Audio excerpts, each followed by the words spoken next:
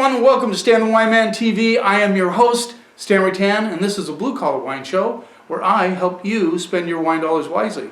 I also help you learn about the wine world, and we have Keith Johnsen here from 11 Imports. I remember the first time we met was in that restaurant. We had lunch. It was the longest lunch I think I ever had. How many wines did we taste? Feeling or by actual clock? No, just by actual clock. I think we tasted about 8 or 9 wines. Yeah, it was about 2.5 hours lunch. Yeah, anyway, we spent some time.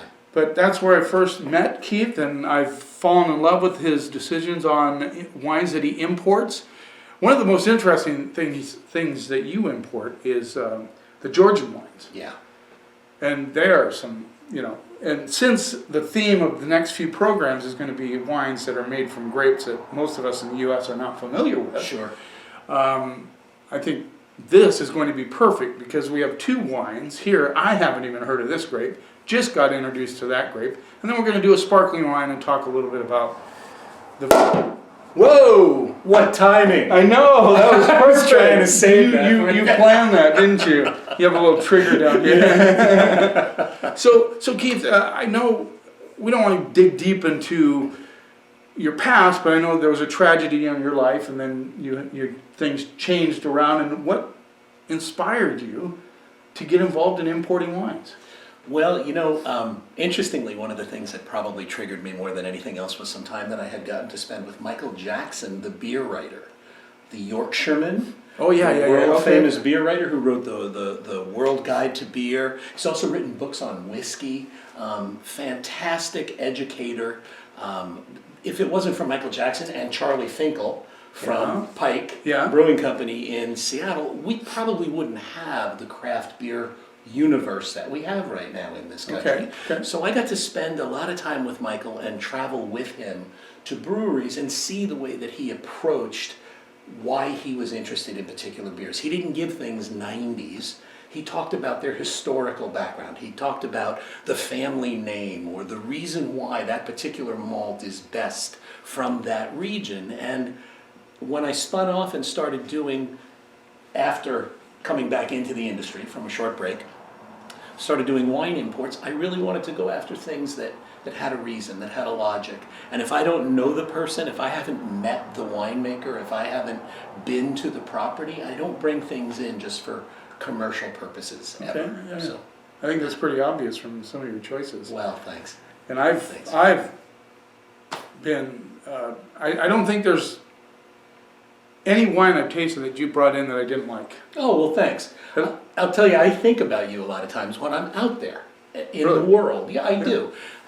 There are a handful of people whose palates, and I'm not just blowing smoke, there are a handful of people whose palates matter to me in this region where we live and where most of what I bring in, we only sell in Whatcom Island, Skagit counties, as you know. So I think about those people whose palates matter to me and the ones that I appreciate. And I always think of yours as being one of the more adventurous palates, honestly. And nice. From the very first time that we met. And so sometimes when I'm out there, and my wife Kim will be with me, and we'll be tasting things, and I'll say that this is a Stan item, or she'll say, I bet Stan could do something with this. So we often, even when we're thousands of miles away, man, that's very cool. Your name will come up over dinner as to something that awesome. maybe you would appreciate. I bet the Como Luna was one of them. It was. In fact, it absolutely was. I'm purposely looking for, well, I know you're looking for a lot for values. Mm-hmm. I mean, that's obvious in your price point. Always values. Yeah, always values, which is a great thing. Mm-hmm. It certainly fits into my personality and what I like to. 3 wines here. 2 of them, like I said, are from very obscure varietals from the U.S. standpoint.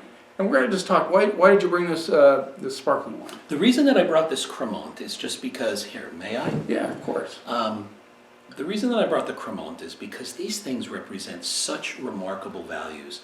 They're actually much more popular in France than they are outside of France, because the French know that basically what they're dealing with Cremant wines are Méthode Champenoise, produced in exactly the same labor-intensive methods, just as cautiously, just as efficiently, but they come from regions other than Champagne, and the prices are usually about 1/3 of a comparable item, under the Champagne label. Absolutely. And there are 9 different Cremant recognized production designated areas. One of them is in Luxembourg. There are 8 in France.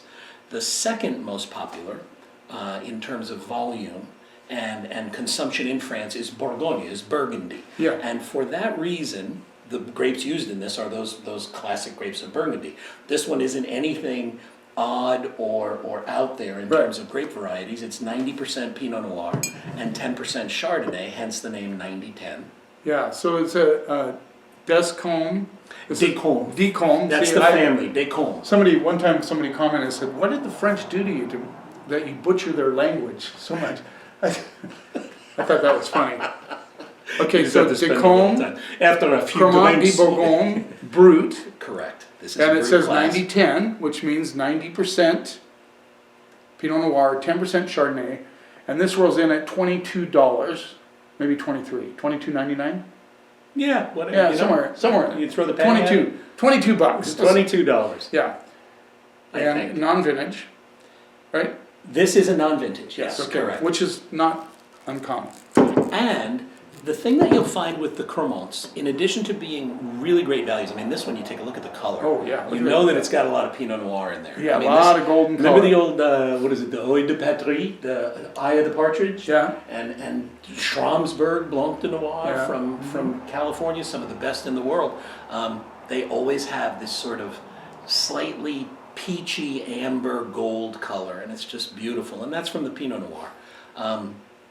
But the thing about these wines traditionally, maybe not this one as much as some of the other designations where it's produced, like Limoux Yeah. or Savoie, Loire.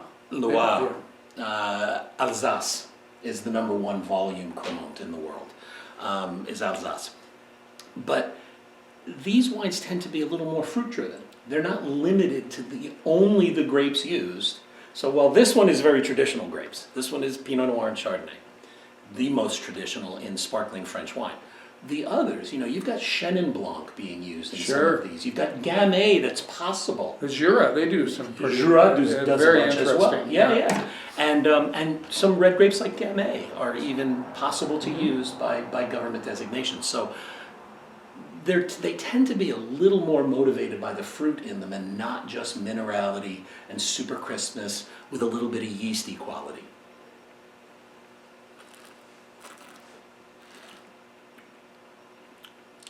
Yeah, I mean, you have that kind of nuttiness to it a little bit. Good call. I'm getting a little pear, which is interesting. There's stone fruit in this too, like maybe a little bit of peach, but Yeah. pear and apple is most common what people will pick up in this. And that's even from Pinot and Chardonnay. I mean, well, Chardonnay can throw a lot of apples depending on how it's produced. Absolutely. But this one isn't as much green apple as it is No. just sort of. It has a richness to it, but it's still dry. Yes. So a lot of people like real linear champagnes with a lot of acid to them, but a lot of people don't. I think Veuve changed their style to more of that. It used to be more Yes. yeasty kind Yes. of brioche sort of thing going on, bread dough. Yep. Now they've changed. Yes. And it's really strange. I reviewed it a couple of years ago and I go, wow, this isn't the Veuve I remember. Yeah. So, Which do you prefer? well, I like the other one just because it was so different from the typical champagne. Okay. So if you wanted something different, Yeah. then you went to that. Sure. So we all like variety, right? So Yeah, maybe you're in the mood absolutely. for this, and maybe you're in the mood for that. So you buy it for the mood you're in. And I'm going, wait a minute, now I'm going to have to find another one that has that kind of toasty, bread doughy thing. And what you say there, and and that is that we like variety. I feel the same way. Even I can't fill every niche that everybody wants in terms of what they Sure. drink. I feel this way about cava. I had started early in my career working for Freshenet, the black bottle. Oh, yeah. And I was the Northwest representative for Freshenet some 35 years ago. And I'm still and I carry a cava now. And I'm still a huge fan and promoter of cava, whether it's mine or anyone else's. Oh, yeah. If you're looking for a value sparkling, it's insane. It is insane. With the Cremants, I feel the same way. If you're looking for something that comes from France, if you like 90-10 and you like Bourgogne, great. $22, But in that basic price range of 20 to 26, Cremant de Loire, Cremant de Limoux, try them. You know, do try them. And even experiment with different ones to see, oh, well, I see the Chenin in this one is bringing me a little bit more of a... That kind of woolliness. a more textured quality. Yeah. And they all have something to offer, and they just, you know... Well, this is an excellent, rich and dry at the same time. I know why, I think Max brought it by and I said, man, I got to put this on the shelf. The value part of it is tremendous. Well, thanks. And it's also, by the way, this is a 5th generation family, the Descombe. For the first time in the 5th generation, they turned the company over to the eldest daughter. Oh. So it's a woman-run, unoperated company right now. And she's a young woman. She's pregnant with her 3rd child right now. I think Marina is only probably, boy, if she ever heard me say this, I think Marina's probably 40. Oh. You know, maybe 40, maybe 38. Great energy, really good palate. She's changed a lot about what they do with their Beaujolais, with their Petit Chablis, with this Cremant, more to that stylistic palate and not just something that sort of fills the gap, you know. I love it. This one is, I just discovered this one. And explain, okay, so this means this, now. This is Nuvbote. Nuvbote, which is just means the brand name. It means sort of like a new thing. novelty. Novelty, a new thing, yeah, a fresh approach. The grape variety is 100% Floreal, Floreal. I don't know how many of you out there have heard of Floreal, but this is, I mean, I just learned about this grape a couple months ago.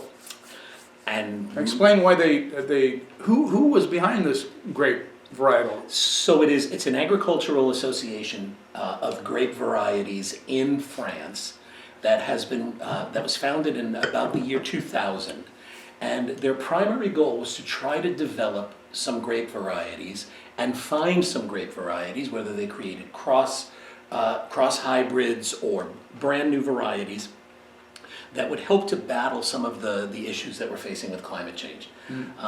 You know, you might think of the French as being sort of stuffy and traditional. Even the Cremant de Bourgogne, well, it's from Burgundy and it's Pinot Noir and it's Chardonnay and it's made in a champagne style. Is that as exciting as France gets? The truth is that in the south of France, there is a lot of cutting edge stuff that goes on down there. And it's one reason that I've fallen in love with it down there. It's a young group of people in the industry. They're edgy. They really, really care about the environment and the climate. You know, you've got gorgeous towns like Montpellier and Marseille and the Provence coast. And I mean, it's just a beautiful place to be. Nice and Nîmes, right? It's all just such a great place to be. Well, in the south of France, in particular, and even when we get to this one, we're going to find some similarities in the historical drive to find something that combats problems that the growers are finding in the vineyard. Sure. Floreal is actually a relatively loose-bunched grape, medium-sized berries, and they're spaced kind of far apart on the vine, thick-skinned.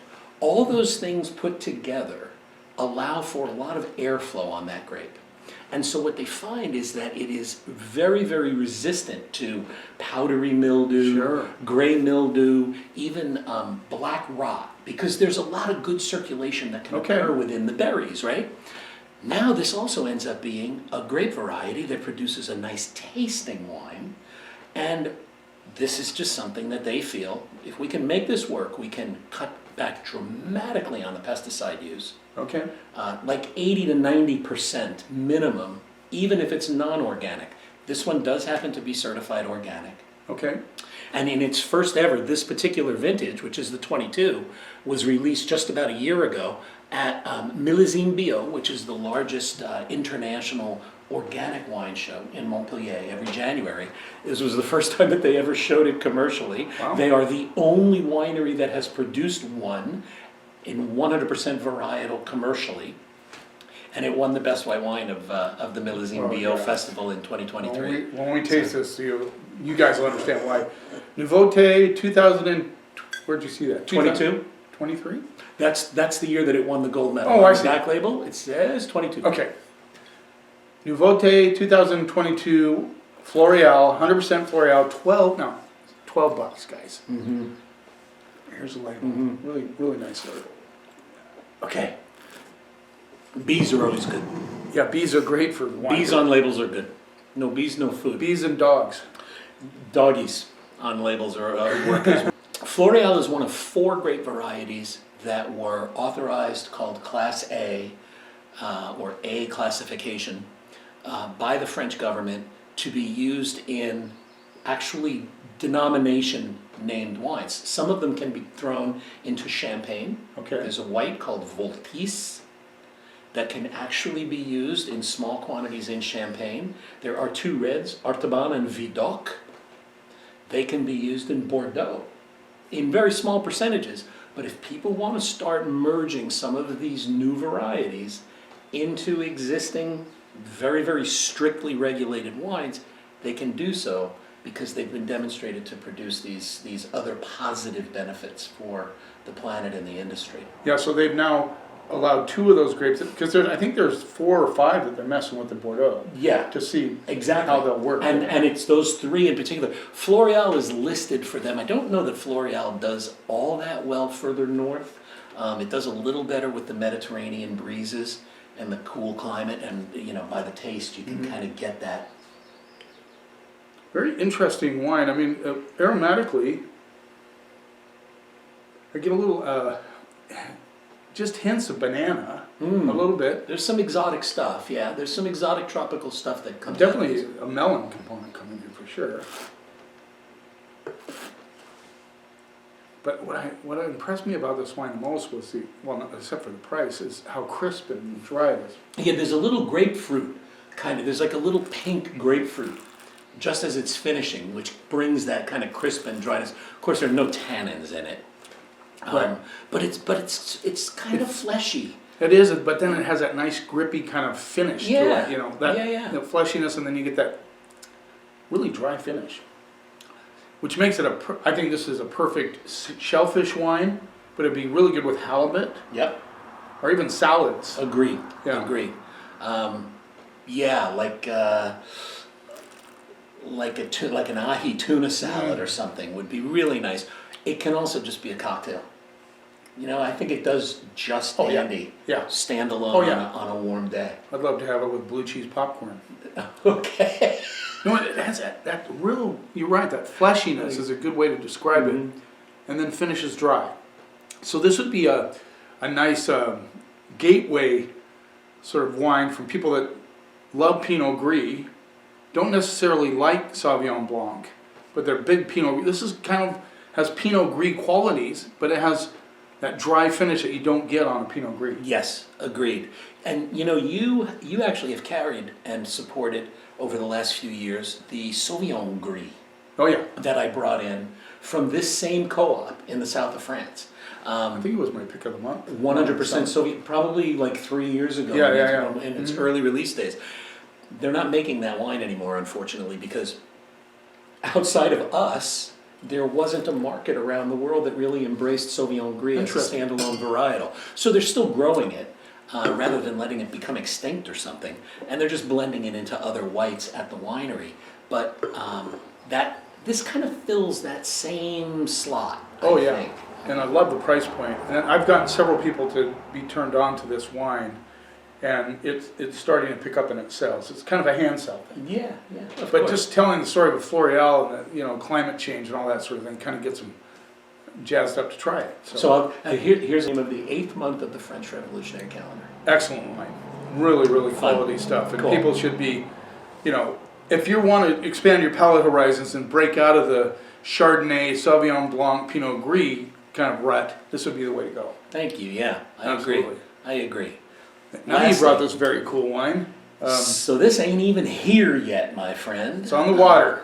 It's going to be on the water in about 2 weeks. We should have it in about 6 weeks.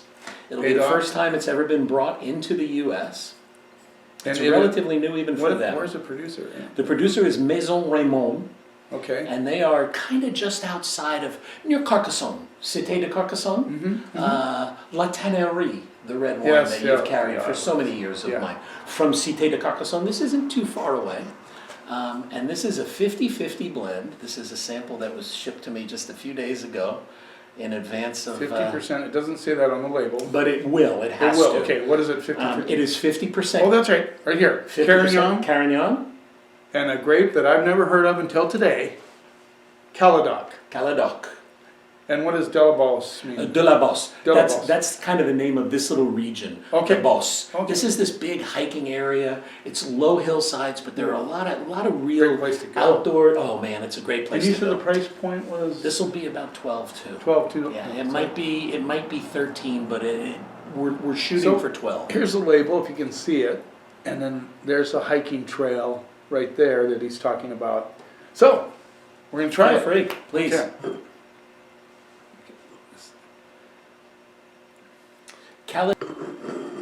Color on this is fairly dark, actually. Yeah, good color on it. I got a little smokiness on my nose. It's dark, but it's quite translucent still. Yeah, you can see through it, but it, yeah. Both of these grapes. So Caladoc. Let's talk Caladoc. Yes, please. I'll tell you what it is. In 1958, an enologist by the name of Paul Trouel, who was very famous in the south of France, working in Montpellier and Marseillan at laboratories down there, developed the Caladoc, which is a hybrid cross of Grenache and Malbec. Okay.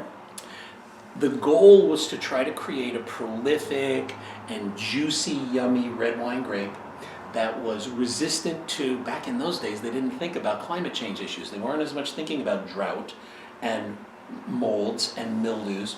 It was resistant to collure, which is shatter. Okay, We yeah, call it yeah, shatter. yeah. Shatter is a condition where it's a very bad fruit set.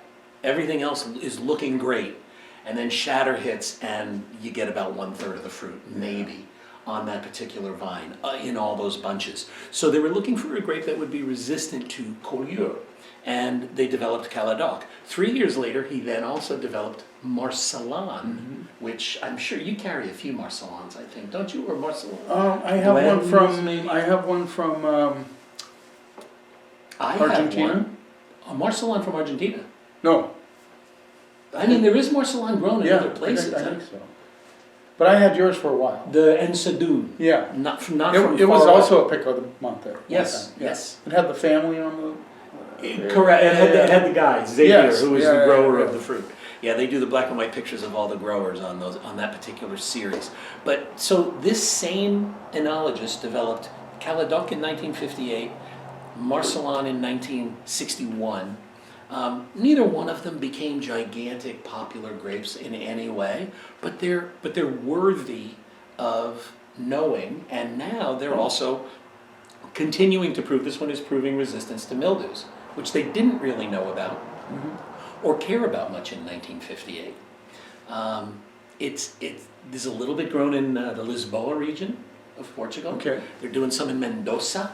Not a lot, but in Argentina they're doing some Caladoc. That's why when you say you had a Marseillan from Argentina, that very well could be true. No, I think it might be Uruguay. It's Garzon, Okay? Marseillan. I believe Garzon is Uruguay. Yeah, that I'll is- have to double check on Okay. that. Yeah. Okay.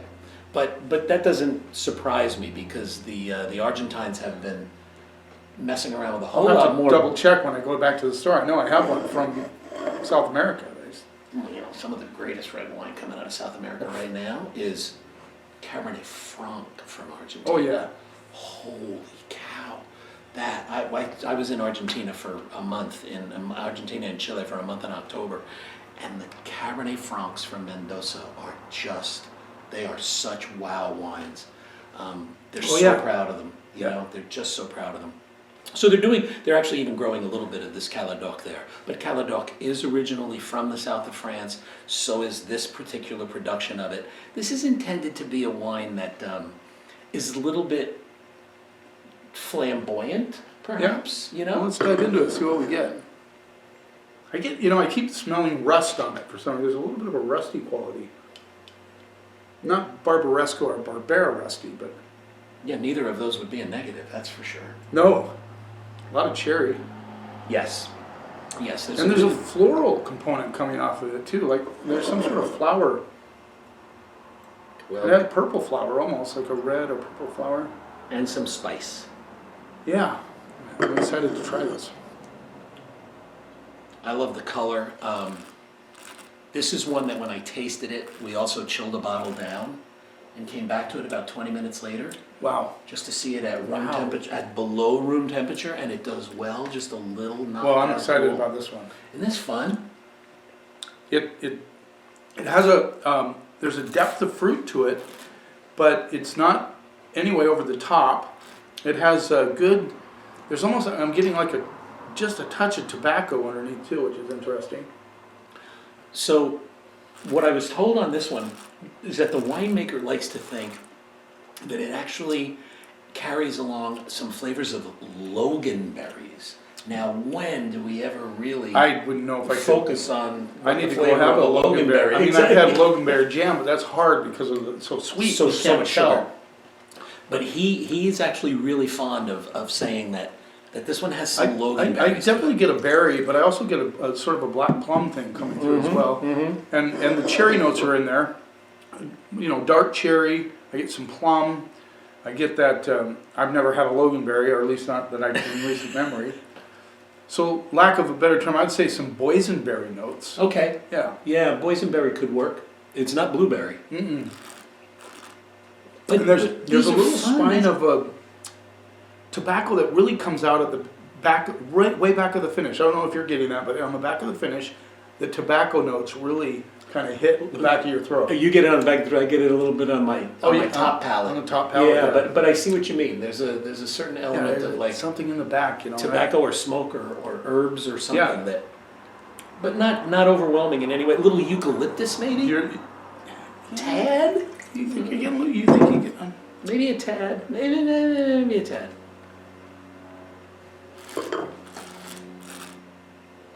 My oh my, that's going to make our job so interesting. I mean, you're a lot like me that way. We're looking for gems. Yes. We're not looking for mass-produced.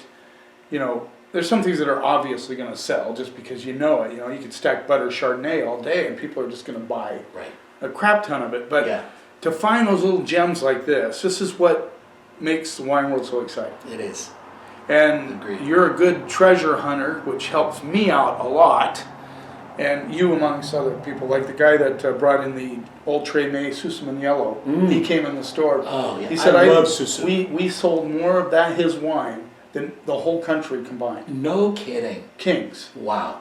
Isn't that crazy? I love Susu, by the way. You Yeah. know, when you spend time there. Have you ever had it as rosé? No. Oh, it makes a wonderful Well, rosé as well. I'll So have to try it. yeah, no, I'm a Susu fan. Good for you. Yeah. That's a feather in your cap. Great stuff. Yeah. Great stuff. Well, Keith, I know we could probably go a couple hours. You and I always can. Oh yeah, man. absolutely. But thank you so much We for always being can, on the Stan. program. It's a pleasure. Looking forward to this afternoon. We have a trade tasting. Likewise. And that's one of the reasons you're on the island, Yes, and it I'm going is. to be there Okay. and taste some more of your Well, wines. I'll see you in a couple of hours then. All right. All right, my man. Thank you so much. Thanks, Stan. Thank you, guys. Don't forget to subscribe to my channel if you want to see what's coming up and have great interviews with people like Keith. Who comes with blue collars, by the way. Oh, yeah. I didn't realize when you said that earlier. That, I have on a blue collar today. You keep watching, and I'll keep helping you spend your wine dollars wisely.